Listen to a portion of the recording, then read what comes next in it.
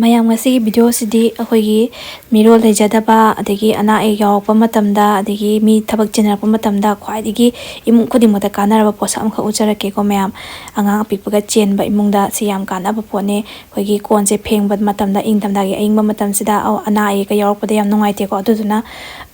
konse pheng loraga hanba dumaina hannaga puthoraka doine sanitize ka tawdana aduga hana khamusu yam yawbiramani aduga sum khangdiba singi share tawjabani ko adu sise khoigi 5-star hotel daga manang nungsi ni puthorapa kon dumaina fajana langtrik langaga krangkang lawaga puthorani lor matung sida aduduna mayam su adigi yam nokningbam swajarake ko mauga mauyam debe mungdari khangbiramani mau masen saba loraga lawtana bai kon phengwi matang se dum thokpani ko ado sum hak nok sena haibani sisina adugumba so amta lairaroi aduduna mayam nupina na ren khalo nupa kana na kon phengba thabak office hondo ma kana pheng chatoino aduna sina yaifare mayam